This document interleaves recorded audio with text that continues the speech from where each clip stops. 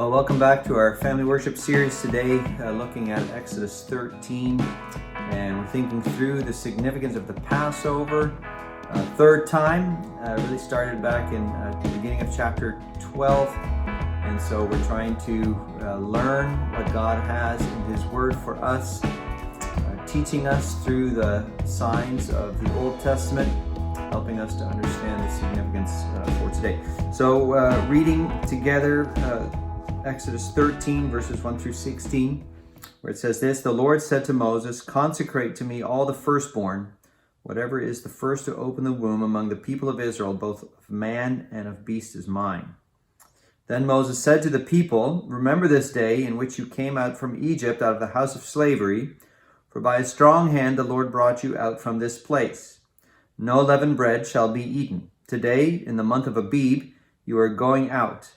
And when the Lord brings you into the land of the Canaanites, the Hittites, the Amorites, the Hivites, and the Jebusites, which he swore to your fathers to give you, a land flowing with milk and honey, you shall keep this service in this month. 7 days you shall eat unleavened bread, and on the seventh day there shall be a feast to the Lord.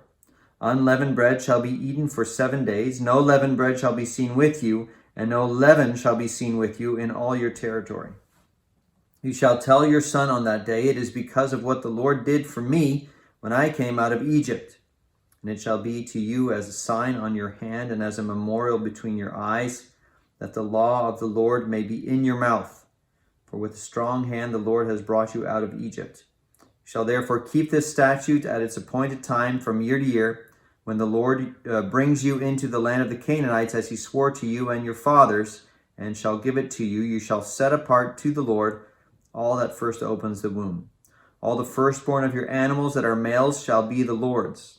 Every firstborn of a donkey you shall redeem with a lamb, or if you will not redeem it, you shall break its neck. Every firstborn of man among your sons you shall redeem. And when in time to come your son asks you, 'What does this mean?' you shall say to him, 'By a strong hand the Lord brought us out of Egypt from the house of slavery.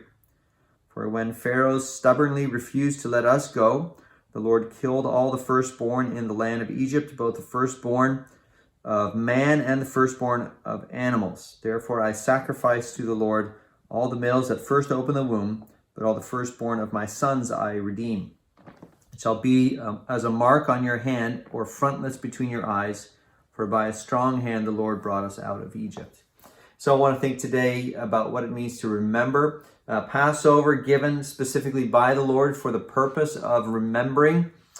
So in verse 3, Moses begins his address to the people, "Remember."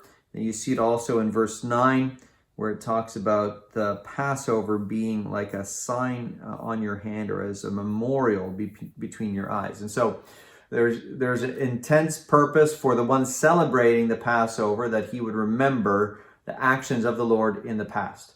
And so part of it is for the remembrance of the participant. Then there's another secondary purpose, which is also seen in verse 8.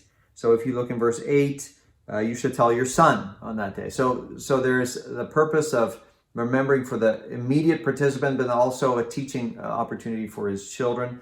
And so the Lord gives us graciously these opportunities to remember what he has done. You can think of some examples to talk to your children about of memorials that are given in our nation, for example. Think of Arlington National Cemetery, the Tomb of the Unknown Soldier, things like that. Vietnam memorials, war memorials. These are given so that the nation wouldn't forget. We were not direct participants in those things, at least not in my generation, and probably in most of yours. But as a result of the courage of people of the past, we remember with gratitude the sacrifice that they made. So you can have those in the national realm, then also in the spiritual realm. So think about different ways in which memorials function in society, then make a spiritual application. You could look at the sacraments